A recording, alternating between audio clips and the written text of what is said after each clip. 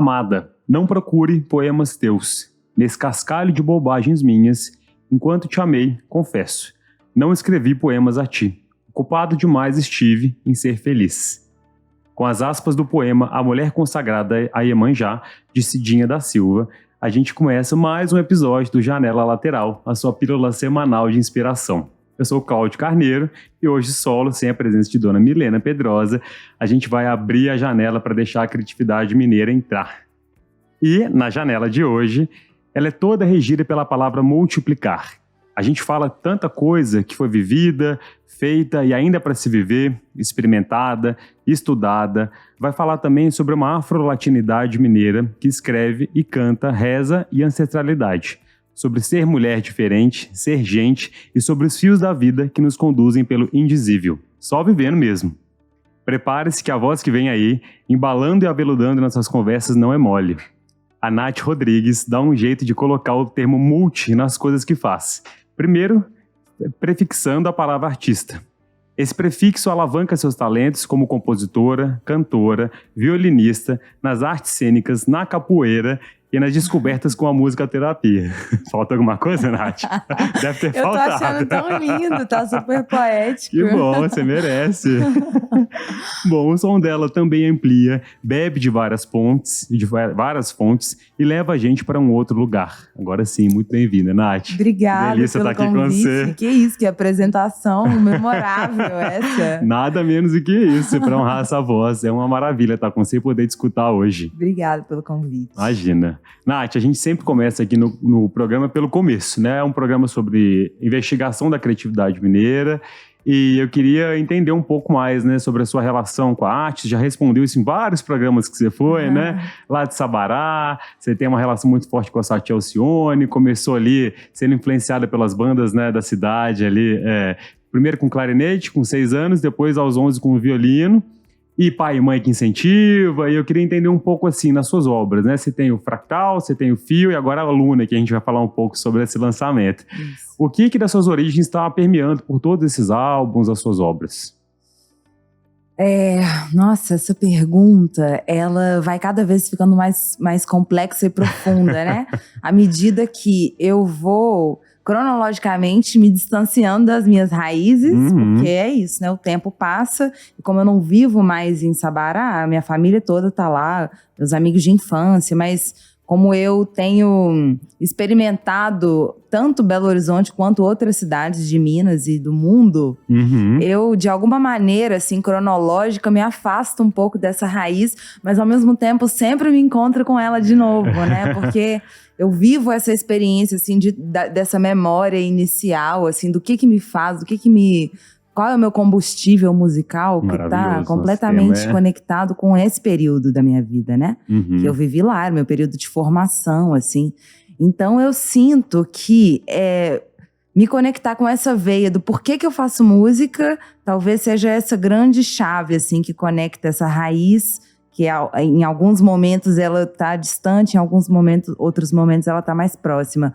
Mas eu acho que é esse desejo de poder falar do mundo como eu vejo mesmo, né? Eu acho que eu tenho um olhar peculiar, assim, sobre o mundo, porque eu sou da periferia, né? Sou da Vila Michel, que é um bairro periférico de Sabará, já na saída para Caeté. E é um bairro que ele teve um crescimento, em algum momento, assim, ele teve um crescimento mais desordenado por causa enfim, né? Por causa do progresso local, né? Que trouxe outras pessoas para o lugar. Então, eu acho que, ao mesmo tempo que eu experienciei esse lugar periférico e que talvez no imaginário que a gente está tentando, inclusive, desconstruir, ele pode estar ligado a uma escassez, ele tem uma abundância cultural muito grande, né? Nossa, sensacional. Isso que você falou, a gente está fora do eixo, permite a gente trazer para o eixo outras visões, Exatamente. Né? E eu toco um instrumento que ele tem um contexto europeizado, branco, elitista, que é o violino. É o meu instrumento principal. Sim. E aí, a partir do violino, eu pude também experimentar outras classes sociais, outras maneiras de estar no mundo, outras culturas, né? Eu viajei pelo mundo pela música e pelo violino, assim, que foi o instrumento, minha ferramenta que me abriu essas portas. Então, eu acho que eu me vejo muito nesse lugar do não lugar. Maravilhoso. Eu acho que eu tenho essa possibilidade, desde muito nova, assim, de atravessar várias camadas diferentes, né? Diferentes das minhas raízes. Nossa, mesmo. Isso é tão importante, assim. Você entende isso como uma espécie de subversão ou não? Eu entendo isso como uma espécie de subversão, entendo isso como uma espécie de presente da vida, e entendo isso como uma maldição também. Maldição? Porque o não lugar, ele pode ser um pouco confuso, assim, do ponto de vista de que existe uma necessidade sempre constante de procurar respostas de quem sou eu, já que eu posso ser um pouco de tudo, sabe? Então eu acho que ele é um lugar que me movimenta, assim, é uma encruzilhada, né? Seria ali o meio... A encruzilhada eu acho que é a imagem perfeita do lugar que eu sinto que eu vivo. Nossa, várias bifurcações da vida que o tempo inteiro você tem que estar aí elegendo um caminho novo pra seguir, né? E a gente é beneficiado com isso, né? Inspirado por você. Ô, Nath, e tem a gente não pode deixar de falar, assim, acho que o que compõe muito da sua narrativa foi ter participado do Negras Autoras, né? Para não deixar de falar o nome de ninguém. Com a Elisa de Sena, Juliette Zumba, Manu Ranilla e a Vi Coelho, né? Exatamente. E aí, acho Teve que... também a Eneida Baraúna, que foi uma das idealizadoras do coletivo. Maravilha, obrigado. E aí é muito importante a gente trazer essas narrativas femininas, que você fala isso em suas conversas também, né? Essa transmissão cultural, documentar um pouco do processo feminino que é muito silenciado, assim, né? Sim. E aí eu queria abrir um espaço aqui para você falar o que tiver à cabeça, né? Afinal de contas é um programa sobre criatividade, mas qual que é essa listinha de mulheres pretas, mineiras ou não mineiras, que a gente tem que sair daqui do programa e buscar, porque a gente tem que dar voz a isso também, né? Nossa, eu tô ouvindo tantos agora, assim, que eu acho que talvez eu tenha até uma dificuldade de enumerar. Essa pergunta, né? Mas o coletivo foi um movimento muito importante na minha vida. O coletivo segue existindo, eu é que não faço mais parte, porque... Enfim, decidi... Haja agenda. Haja agenda e também acho que a gente vai querendo fazer outras coisas. Trabalho em coletivo é tipo relacionamento, é difícil, né?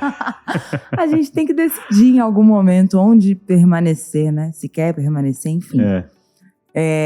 Mas o coletivo foi muito importante na minha vida porque foi o marco onde eu me assumi como compositora. Ah, é? Foi. Eu já escrevi algumas coisas, assim, sempre gostei muito de escrever. Minha mãe é diretora. Ah, é? Que chique! Então eu tenho essa coisa, assim, com a escrita, né? Com registro. Eu via ela fazendo e fazia também. E isso acabou virando uma prática na minha vida, assim, a escrita, o registro. Daí, eu fui construindo algumas memórias, alguns textos que depois eu revisitava e musicava. E aí, com essa iniciativa do coletivo, que veio da Eneida, ela, enfim, sugeriu pra gente, a gente escreve várias coisas, a gente já vivia uma experiência comum no Tambor Mineiro, que era o Centro Cultural do Maurício Zumba, né? A gente se encontrava muito por lá, porque cada uma de nós trabalhava em alguns espetáculos junto com ele, eu tocava. Então a gente tinha esse ponto de interseção. E ela, observando tudo isso, sugeriu que a gente se reunisse num coletivo, a princípio seria de estudos, assim, pra gente montar uma espécie de espetáculo cênico musical com as nossas próprias canções, dramaturgia, narrativa, atuação, tudo nosso. Plataforma, né? Maravilhoso. Então, com essa experiência, que também me aproximou muito das artes cênicas, eu comecei a entender que tudo que eu escrevia poderia ser um material criativo para virar música.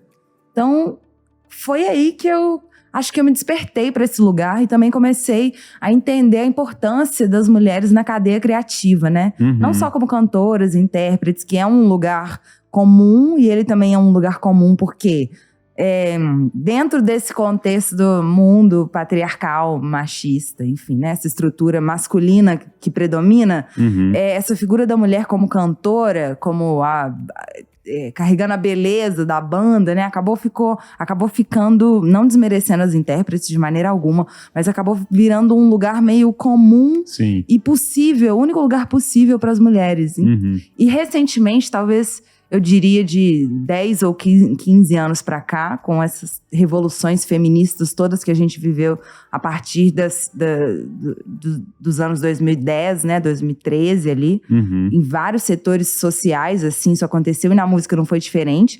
A gente começou a ocupar outros espaços e aí se assumir como compositora, como produtoras, como instrumentistas.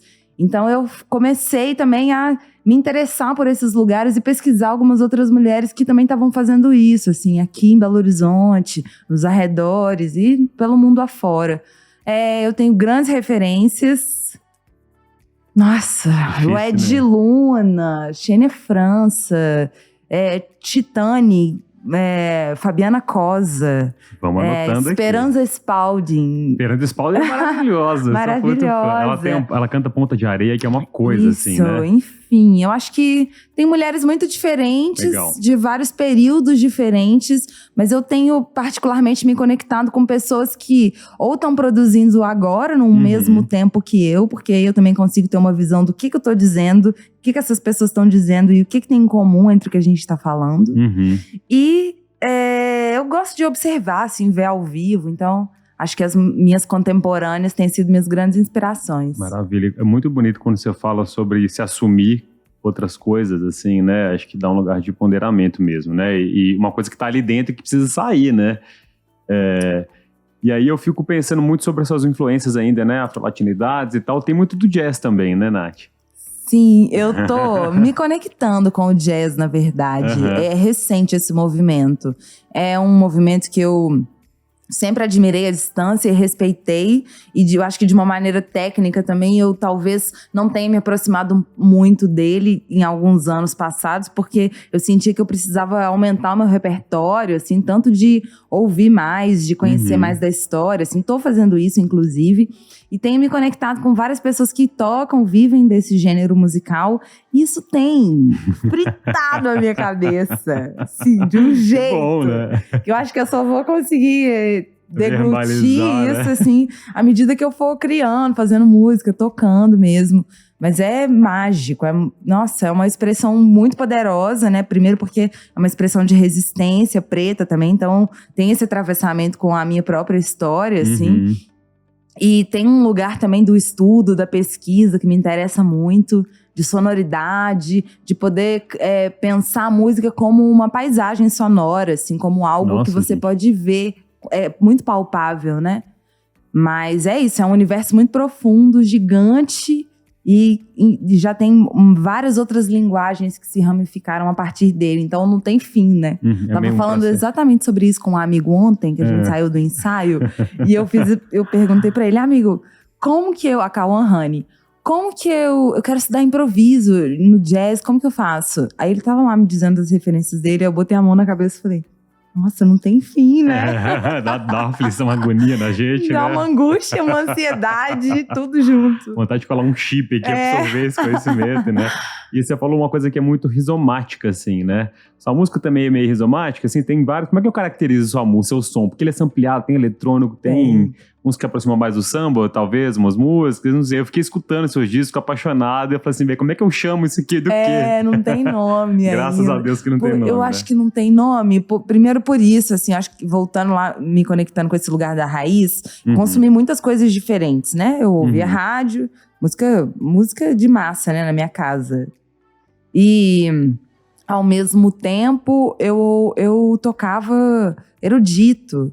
E, enfim, também consumia novela, que eu acho que a gente foi uma das últimas... A minha geração talvez tenha sido a última, que ainda foi educada pelas novelas, né? Você é de que ano que Mauli pergunte? Eu nasci em 90. 90? Tá, beleza. Eu tô com Finalzinho 33 agora. Né? 33. Então, eu acho que essa década dos anos 90 talvez tenha sido a última que tenha vivido tão intensamente essa experiência de ser educado pela televisão. Sim. E ser educado pela televisão quer dizer que você vai consumir o repertório também que tá na TV, o que né? é imposto, assim, e massificado, isso, né? Exato. Que eu também aprendi recentemente com a musicoterapia a ter menos juízo de valor no sentido de bom e ruim, pensando não tecnicamente, né? Eu tenho ferramenta para falar tecnicamente se eu acho algo bom ou ruim no sentido de afinação, organização rítmica, enfim, técnico. Mas eu tô dizendo de formação do sujeito, assim. Cada pessoa constrói seu próprio repertório ao longo da vida. Tudo que você ouviu é completamente diferente, vai ter alguma coisa similar. é diferente de mim, diferente das meninas que estão aqui. E cada um de nós vai ter sua própria relação com esse repertório que a gente ouviu. Algumas coisas vão te causar alguma emoção específica que não vão me causar, ou o contrário, ou a gente vai compartilhar também dessas emoções. Então, eu percebo que ter consumido todas essas coisas fazem tudo isso estar presente hoje no meu jeito de fazer música, tipo, tanto Mozart quanto Belo. Necessário. E eu acho que não é muito possível nomear isso. Talvez eu me conecte com um ritmo ou outro, assim. Eu acho que no Fractal eu estava muito mais conectada com ritmos afro-brasileiros, que tem relação com o candomblé, com a umbanda, mas também já tinha alguma coisa pop, porque eu consumi pop ao longo da vida. E aí depois a pandemia também trouxe essa possibilidade de fazer música digital, que era o jeito que a gente tinha pra fazer, não podia encontrar, né? Então eu construí o fio com o Cido à distância, assim, pelo WhatsApp. A gente trocava sampler, trocava beat, melodia, e aí a gente foi montando isso à distância. Encontramos algumas poucas vezes pra gravar. Viram que isso é possível também, né? Isso. E é uma coisa que, assim, eu imagino que a tecnologia daqui pra frente, ela é parte da vida da gente, né? E sendo parte da vida da gente, ela vai aparecer nas nossas expressões artísticas, culturais, nas nossas expressões humanas mesmo. Então eu não consigo muito nomear. Eu acho que talvez seja algo meio brasileiro, jazz e pop. Era vai inventar um termo novo aqui pra ela. Mas, Nath, você fala um pouco da musicoterapia e a capoeira também, que é uma grande expressão né, artística, cultural e física ali, né? Você tem estudado muito sobre isso. E aí eu queria te fazer uma pergunta, assim, como que no momento que a gente está tão focado em performar, até mesmo quando a gente descansa, né? Você abre um Netflix, uma plataforma de conteúdo, você faz o chamado binge watching ali, né? Você zera uma série, você maratona alguma coisa, né? A gente está descansando, lendo. O que da musicoterapia, da capoeira ou da sua vida te trazem para a sua relação com o ócio? Qual que é o recado que você tem para dar para gente que não aguenta mais estar cansado e tendo que produzir mesmo cansado e tendo que criar, né? Sociedade do cansaço, Sociedade do cansaço. Eu acrescentaria mais uma possibilidade aí nesse grupo da capoeira e da musicoterapia, que é o yoga. Você tá fazendo yoga? Eu pratico yoga. Você corre também, né? Eu corro também. Eu sou muito ligada à atividade física, assim, gosto muito. Meu pai praticava, quando eu era criança, tem isso na minha memória, assim, de acordar cedinho e ele já tá voltando de ter ido correr. Nossa senhora, humilhação. Então, tenho isso, assim, eu gosto muito de pesquisar o meu corpo. Acho que isso tem a ver com o teatro também. Foi quando eu percebi a importância do nosso corpo como ferramenta mesmo, né? De uma ferramenta musical, igual um instrumento, assim. Comecei a entender mais a minha voz como instrumento. E, enfim, né? Saúde mental, saúde física, tudo meio junto. E que está muito conectado com essas práticas. Mas o que eu percebo delas e que eu tento trazer para a minha vida, quando eu me vejo nesses momentos de produtividade o tempo inteiro, é presença, né? Um estado de presença, assim. Porque quando a gente está no automático, eu acho que é mais possível fazer várias coisas e não fazer nenhuma. Porque, enfim, né? Você essa vai ideia do multitasking que inventaram pra gente, que é uma coisa maravilhosa, caiu por terra, né? Faz tudo e não faz nada. Mas quando você aciona esse estado de presença, primeiro que ele gasta uma energia específica, né? Você tá ali atento ao que você tá fazendo, né?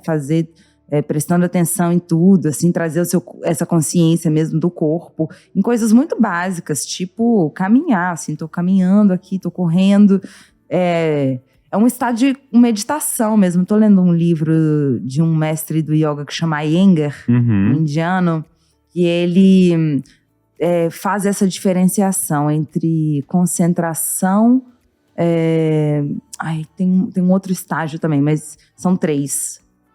Atenção, concentração e meditação. São estágios diferentes que eles acionam essa integridade de corpo, mente e espírito de maneiras, de densidades diferentes. Então, eu tenho tentado aplicar isso no meu dia a dia, percebendo o que eu faço no dia a dia mesmo. E eu tenho sentido que eu diminuí um pouco a minha carga de coisas, porque eu tô mais presente nas coisas que eu faço, assim. É muito pequeno, muito minucioso e ao mesmo tempo é macro, né? E eu acho que no final das contas o fundamento de todos esses 3 pilares que a gente citou, tanto da musicoterapia, da capoeira e do yoga, é isso. essa presença, assim, que tá nas coisas pequenininhas, mas também tá no todo, assim. Acho que aumenta essa percepção mesmo. O corpo estando em atividade, ele te exige já estar presente ali também, né? Fala muito da escalada também, como aquela coisa, você tem que estar presente, senão você cai, né? Você cai, você até corre risco de vida. A gente, às vezes, dissocia um pouco a mente do corpo como se fossem duas coisas separadas, né? E como se a gente não tivesse em risco. Acho que o risco também coloca a gente mais presente, mais vivo, né? O estado de alerta, né? Acho que por isso que eu gosto também das lutas, porque, tipo, a capoeira é isso, né? Assim, você bobeou, leva um chute na cara. Todo mundo tá ligado, né? Você na corrida, você bobeou, você escorrega e cai. Sabe? É isso, né? A vida, ela é essa fragilidade também, né? Maravilhoso. Nath, quero muito entender como é que é o seu processo. Você é uma artista independente, é isso? Uhum. Como que é o seu processo de construção de um álbum? Agora falando um pouco sobre essa collab com a Luna. O que acontece? Porque tem todo um trabalho por trás que a gente só enxerga ali na hora que lança a música. E aí, né?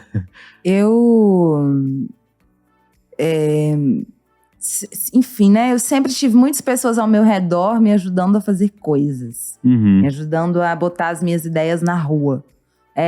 No Fractal, eu trabalhava com a Débora Campos, que tinha uma produtora chamada Kivô, que na verdade era ela mesma, com algumas outras agregadas. Então a gente... eu que vou. Então a gente ergueu tudo, assim, muito na raça mesmo. E aí eu fui entendendo vários processos, né? Desde gravação, distribuição e comunicação. E hoje eu trabalho com a Macaco, que é uma indústria criativa que eu me orgulho muito, assim, de estar junto, porque é uma estrutura que me dá também momentos de respiro criativos, né? Eu acho que quando a gente é completamente independente, tem que fazer absolutamente todos os processos de um trabalho artístico, né? Muito exaustivo, e sobra muito pouco tempo para o que realmente importa de fato, que é criar. Legal. E tendo essa estrutura, jurídico, financeiro, comunicação, várias pessoas, todas muito interessantes, jovens, e com um desejo também, assim, de botar um tijolinho junto comigo. Eu tenho aprendido... Isso não quer dizer que o meu trabalho diminuiu, pelo contrário. Você conseguiu alavancar ele, né? Eu tenho também hoje, enfim, né? Tenho uma relação de comunicação com várias pessoas para que isso aconteça. Então, isso também me demanda estar muito mais presente no que eu estou produzindo. Ao mesmo tempo que eu me sinto muito mais amparada. Então, quando eu tenho que responder essa pergunta se eu sou uma artista independente, talvez do ponto de vista de ter ou não de pertencer ou não a uma gravadora, sim, eu sou uma artista independente. Mas, por outro lado, eu sou completamente dependente, e no ótimo sentido dessa palavra, por estar amparada e conectada com várias pessoas, né? É mais um lugar de simbiose do que de codependência, talvez, né? Exatamente. E essa collab com a Mangaia, assim, como é que ela aconteceu? Por que ela aconteceu? Eu fui num show da Rádio Êxodos, que são 3 amigos queridos. O Cido, inclusive, é parte. Cido, João Mirra e Fael.